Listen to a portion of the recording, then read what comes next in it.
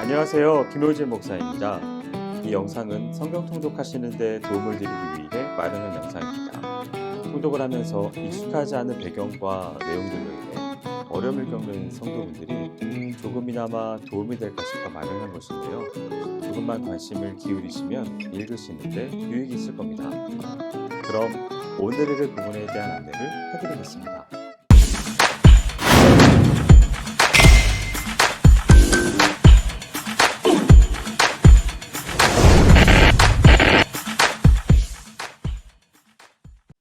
오늘 읽을 본문은 역대하 19장에서 23장까지입니다.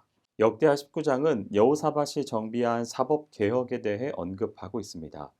그래서 남유다의 왕으로서 하나님께로 향한 신앙의 통치자가 행한 치적을 드러내고 있습니다.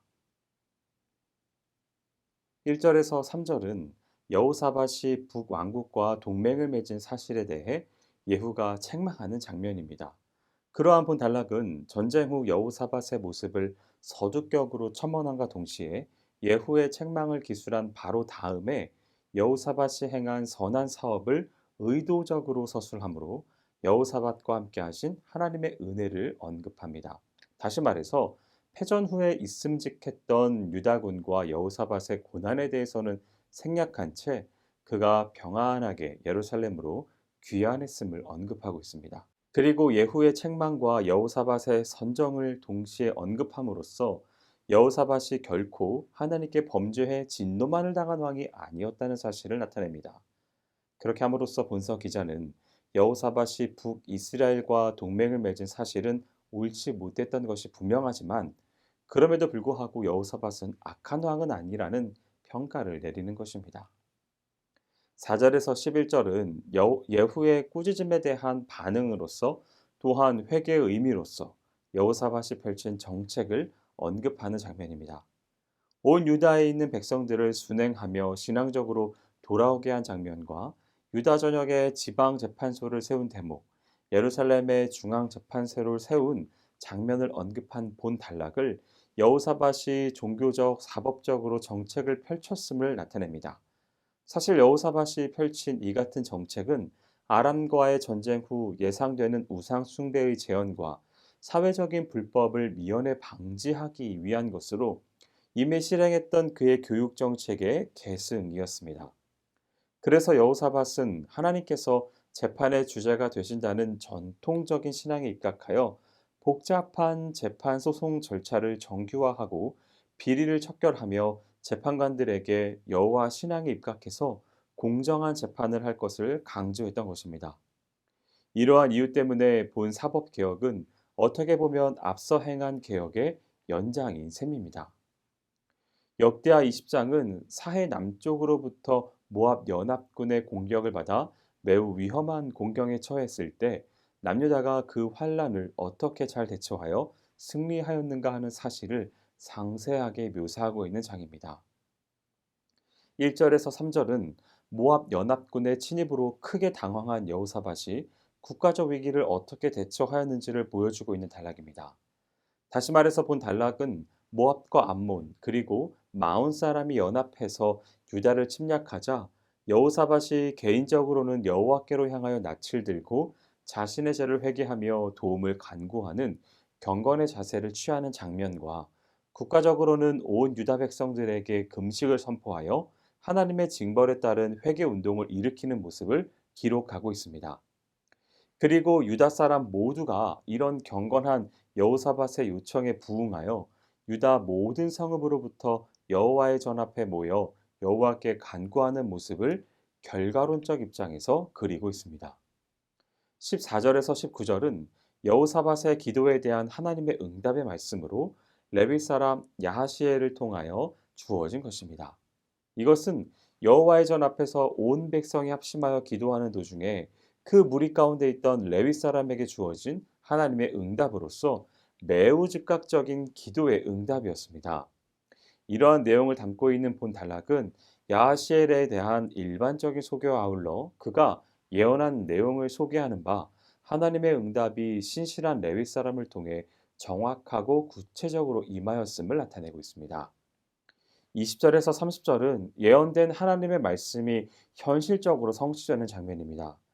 이러한 본 단락을 세분하면 먼저 유다 백성들이 드고와 들로 진군할 때에 여호사밧이 오직 하나님을 신뢰하라고 격려하면서 그것이 형통한 길이 될 것임을 확신시켰습니다.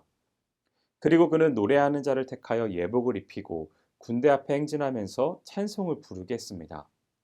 그런데 바로 이때 여호와께서는 친히 적군들, 즉 모압 연합군들끼리 서로 치고받게 하심으로 전멸 상태에 이르게 하셨습니다. 이리하여 유대 군단은 적군이 소유했던 많은 노획물을 사흘 동안에 거두었고 제4일에는 브라가 골짜기에서 여호와를 송축하며 예루살렘으로 개선하였습니다. 여기서 여호사밧은 전쟁에 임하는 군사들에게 무기와 책략이 아니라 하나님과 선지자를 의지하라고 권고하였습니다. 또한 그는 일종의 군사회의를 주재한 후 성가대를 군대의 맨 앞에 세우기로 결정하였습니다.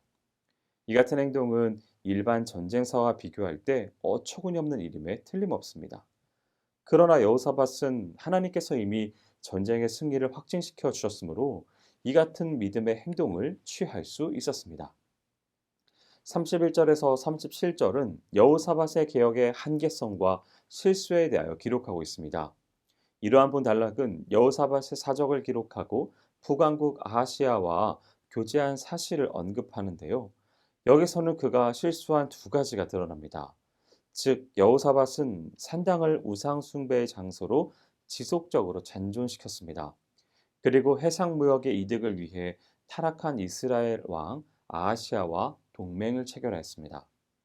그럼에도 불구하고 본서 기자는 엘리에셀이 예언한 사실을 언급해 그가 하나님의 말씀을 두려워했음을 드러내고 있습니다.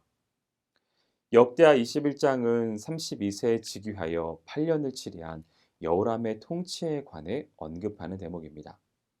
1절에서 10절은 여호사밧의 뒤를 이은 여호람이 즉위한 사실과 함께 그가 행한 통치의 성격이 어떠했는가를 소개하고 있습니다. 장자의 명분으로 왕위를 계승한 여호람은 형제의 화목과 왕실의 평안을 꾀하기 위하여 모든 형제들에게 그들의 몫을 적당히 분배했던 선친 여호사밧의 선한 뜻을 어기고 그의 모든 아우들을 죽임과 동시에 의로운 몇몇 이스라엘 방백들도 숙청해버리고 말았습니다.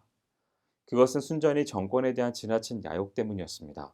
그리고 여호람은 북이스라엘 아합의 정책을 그대로 본받아 온 백성들로 하여금 바알을 숭배케 했고 여호와 보시기에 악을 행했습니다.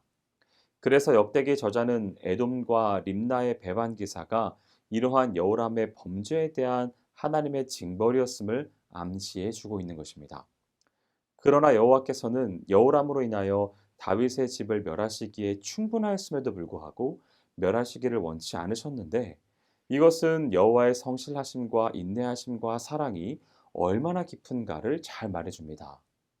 다시 말해서 하나님께서는 여호람의 가증한 악정에도 불구하고 다윗과 맺으셨던 언약을 기억하여 다윗의 집을 멸하지 않으셨던 것입니다. 이러한 내용의 본 단락은 열왕기하 8장의 기록과 비슷한데요. 본서 기자는 열왕기의 기술에 몇 가지 사실을 더 첨가함으로써 본서 기록의 목적을 분명히 하고 있습니다. 즉 본서 기자는 왕이 된 여호람이 경제적 정치적 야욕을 채우기 위해 형제와 방백들을 죽인 사건을 첨가하여 여호람의 악행을 좀 더 세밀하고 구체적인 기법으로 나타내어 포로 생활로부터 귀환한 이스라엘 백성들에게 역사적인 산 증거를 제공하고 있습니다.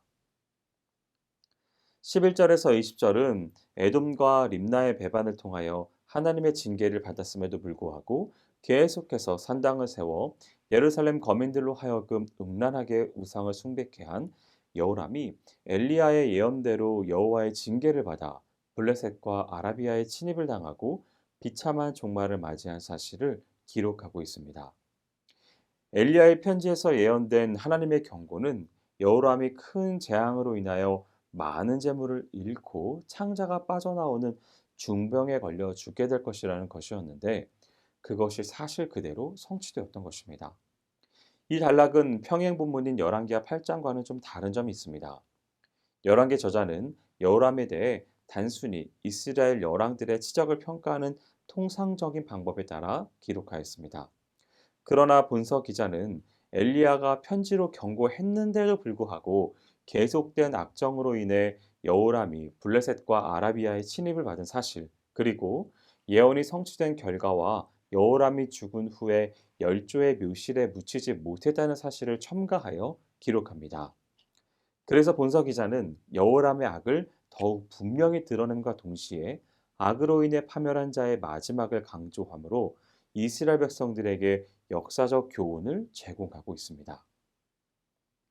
역대하 22장은 여호람의 말째 아들 아하시아가 왕위에 올라 1년이라는 짧은 통치 기간 동안 악행만 범하다가 살해당하는 장면과 그에 묻힌 아달랴가 반역을 꾀하는 장면으로 구성되어 있습니다.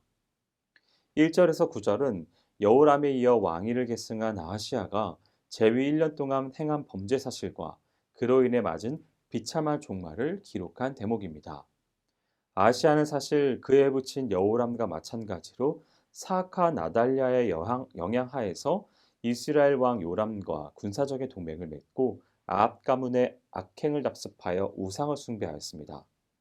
그래서 결국은 하나님께서 선택하신 자 예후에게 심판을 받아 죽은 것입니다.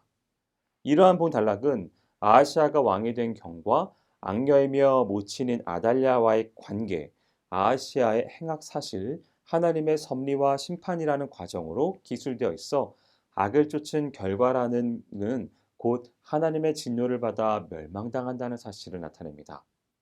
그리고 이와 더불어 아하시아와 아달랴의 관계를 언급해 이어지는 단락과 다음 장 사건의 배경을 설명함과 동시에 악의 세력이 어떻게 확장되고 진행되는가를 밝히고 있습니다. 10절에서 12절은 아하시아의 죽음과 관련하여 혼란한 와중에서도 정권에 대한 야욕 때문에 반역을 일으키는 아달랴와 하나님의 구속 섭리를 이루어가는 여호사브앗의 선행이 나타나 있습니다. 여기서는 아달랴의 여호사브앗이 난리 가운데 어떻게 행동했는가 하는 문제를 배치되게 언급하여 사단의 역할을 하는 자와 하나님의 일을 하는 사람의 모습을 극명하게 대조하여 드러냅니다. 아하시아가 사마리아에서 죽자 그의 모친 아달랴는 유다 왕 갈시를 진멸하고 스스로 왕이 되었습니다. 아달랴가 자신의 피부친 손자들을 포함한 많은 왕손들을 잔인하게 죽인 것을 살펴보면 우상 숭배자들의 사악함을 실감할 수 있습니다. 우상 숭배자는 사단을 섬기는 자인 바 사단은 처음부터 살인한 자입니다. 그러기에 아달랴의 이 같은 행위를 통해 그리스도를 대적하는 사단의 모형을 볼 수 있으며 이러한 사단의 세력이 다윗 왕가의 등불을 꺼뜨릴 뻔할 정도로 강했음을 알 수 있습니다. 그러나 하나님께서는 여호람의 딸이며 아하시아의 누이 그리고 제사장 여호야다의 아내였던 여호사브앗을 통해 다윗 왕가가 근절될 뻔한 결정적인 위기를 넘기게 하셨습니다. 역대하 23장은 아달랴에 의해 흑암으로 덮였던 6년간의 기간 후 서광이 비추기 시작하여 꺼져가는 듯한 다윗 왕가의 등불이 제사장 여호야다에 의해 다시 밝혀지고 다윗의 후손 요아스가 즉위하는 대목입니다. 1절에서 15절은 불법적으로 왕위를 찬탈한 이후 계속적으로 우상 숭배를 자행한 아달랴에게 드디어 심판의 때가 이르러 여호야다 제사장이 왕정 복고 혁명을 일으키는 대목을 언급하는 장면입니다. 즉 본 단락에는 여호야다가 다섯 백부장들과 함께 거사를 일으키기 위하여 유다 모든 고을 백성들을 예루살렘으로 불러 모으는 장면과 요아스를 새 왕으로 옹립하고 아달랴를 왕궁 미문에서 처형하는 장면이 극적으로 잘 묘사되어 있어 당시의 상황을 생생하게 재현합니다. 특히 본서 기자는 열왕기서 저자와 같이 반역의 준비, 반역의 경과, 반역 후 아달랴의 처형 순으로 본 사건을 기록하여 여호야다의 혁명을 자세히 보여주며 남유다 가운데 임하셔서 역사하시는 하나님의 역사와 섭리하심이 어떠한지를 잘 나타내고 있습니다. 16절에서 21절은 여호야다가 단행한 종교적 혁명에 대해 언급하는 장면입니다.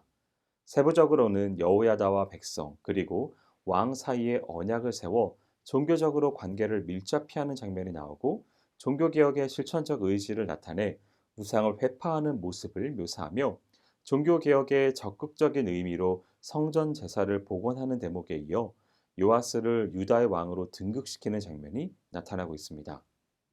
이와 같은 본 단락은 여호야다의 종교개혁을 진지하고 자세하게 언급함과 동시에 요아스가 왕의 자리에 앉게 되어 백성들이 평온의 시절을 맞이했음을 나타냅니다. 여기까지 역대하 19장에서 23장까지 성경 통독을 하실 때 도움이 될 만한 내용을 전해드렸습니다. 혹시 이 외에 질문 있으시거나 나누고 싶은 이야기가 있으시면 밴드나 댓글로 달아주시면 필요한 도움을 드리겠습니다. 그럼 내일 다시 만나도록 하겠습니다. 동독 화이팅 하세요!